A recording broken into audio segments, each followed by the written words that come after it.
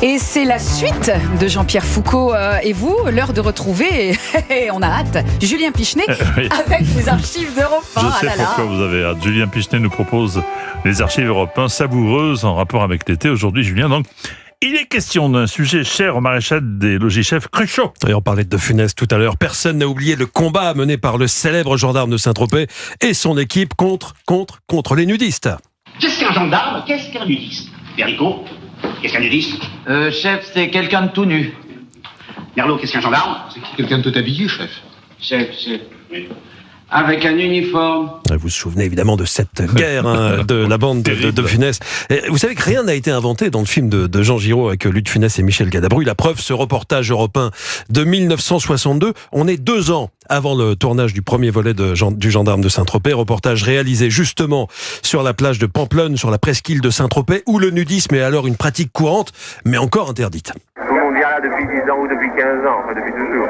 Et évidemment, garçons et filles mélangés. Oui. Ça, vraiment, ça ne choque absolument pas. Et personne n'a une idée derrière la tête. Personne n'a d'idée derrière la tête. Il n'y a que les gens habillés qui passent parfois au bord de l'eau qui ont des idées derrière la tête. Ils s'arrêtent. Et quand ils prennent des photos, on leur demande des pellicules. Et ils donnent leurs pellicules. Il y a les gendarmes aussi qui voient pas ça d'un très bon œil. Avant, ils voyaient ça d'un très bon œil parce que ça les dérangeait pas. Oui, ça les excitait un peu.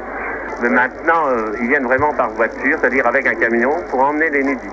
Voilà, les camions qui viennent emmener des nudistes. Vous savez que l'amende était déjà très élevée, 500 francs. Et 500 francs de 62, ça fait à peu près 800 € d'aujourd'hui. Aujourd'hui, c'est encore plus élevé aujourd'hui. C'est 15 000 € pour qui se baigne nu sur une plage n'ayant pas été désignée comme plage naturiste. 15 000 €. 15 000 €. Dans le gendarme de Saint-Tropez, on voit aussi qu'il y a des guetteurs sur les plages de naturistes. Vous vous souvenez, on les voit prévenir les copains quand ils voient des policiers au loin. Ça aussi, c'est réel, c'est pas une invention du film. Écoutez cette interview du journaliste François Ponchelet, journaliste d'Europe 1 qui, vu l'une de ses questions, semble très intéressé. On sent qu'il aimerait aller y faire un tour. Alors que le gendarme arrive, vous savez, ils ont vite fait de mettre leur mini machin là quoi. Ah, il se rhabille. Ah oui, il y a des guetteurs, vous savez, à coup de sifflet, hop, là, puis ils se rhabillent quoi. Puis ils mettent le minimum, vous savez quoi. Ce petit cache-sexe là quoi. Il y a de jolies femmes qui viennent là. Oh bah, il y en a quelques-unes quoi. La petite question comme ça posée au cas où. Il y en a, j'arrive. Dans les années 60-70, le naturisme est un sujet qui revenait très très souvent à la une de l'actualité. C'était pas encore régulé comme aujourd'hui. Aujourd'hui, il y a 500 espaces autorisés en France. La France qui est la première destination naturiste au monde. Mais au début des années 60, c'est encore un petit peu l'anarchie. Autre exemple avec ce club à Berck-sur-Mer, 62 habitants. C'est près de la frontière luxembourgeoise. C'est là qu'un club de naturistes venus de Thionville et du Luxembourg voulait s'installer, mais la municipalité a tout fait pour les en empêcher. Ça vous gêne pas de vous promener tout nu comme ça en groupe? Non, pourquoi? On parle de pudeur. Comme j'ai voyagé pas mal dans le monde, la pudeur, c'est suivant la région, suivant la religion, suivant la mentalité des gens. Dans les pays européens, c'est le sexe. En Chine, c'est les pieds. Dans les pays arabes, musulmans, c'est le visage. Alors dans les centres naturistes, n'est-ce pas, il y a une plus grande camaraderie entre les deux sexes que dans les autres clubs. Les naturistes ne comprennent pas pourquoi on veut les empêcher d'être là. On a failli avoir une guerre cet été-là à Berck-sur-Moselle à coups de fourche. Eh oui. On prête aux paysans de Berck l'intention de recevoir les nudistes à coups de fourche. Qu'est-ce que vous en pensez? On se défendra comme on peut. Pour ou contre? Je trouve que c'est pas très bien que les enfants jettent un coup d'œil là-dessus, vu que c'est même pas clôturé. Ben oui, je suis père de 3 enfants. Et pour moi, c'est très pénible de savoir qu'à 500 mètres de chez moi, il y a un camp nudiste. Dans notre village, nous ne tolérons pas ça et nous ne le tolérons jamais. Jacques Ourevitch, depuis Berche-sur-Moselle, Europe numéro 1. Alors on se demande comment ça s'est fini. Il n'y a pas eu de guerre à coup de fourche. Il y a juste eu une amende pour la municipalité parce qu'elle avait interdit l'accès à tout camion et véhicule au camp. Et du coup, la municipalité a écopé d'une amende parce qu'ils avaient toutes les autorisations légales pour faire ce camp naturiste. Autre pépite issue des archives, ça j'adore. En 71, la rédaction d'Europe 1 avait rencontré des vacanciers qui n'étaient pas encore naturistes, mais qui allaient le devenir pour la toute première fois dans les minutes à venir.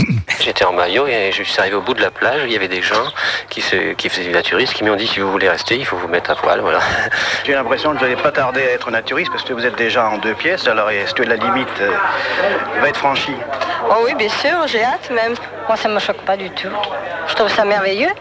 Je commence aujourd'hui et je l'avoue que je suis un peu paniquée. Ouais. Oh oui, aussi paniquée que d'aller chez le dentiste.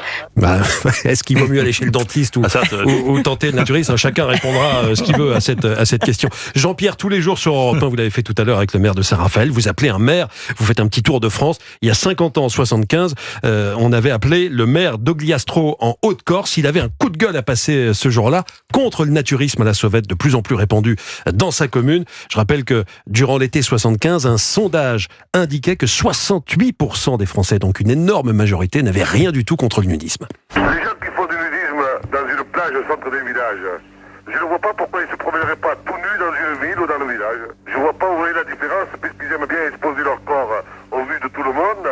Et ils peuvent aussi bien se promener à poil dans les rues de Bastia, ou de Paris, ou de Marseille. Alors vous allez continuer quand même à faire la chasse aux nudistes? Je ne vais pas vous répondre, vous verrez. Hein. Venez sur la plage ici, puis vous verrez. Vous allez attendre ici, vous verrez. Et justement, il y a un journaliste d'Europe 1 qui va prendre ses vacances, qui va, je crois... Et il aime bien faire du nudisme.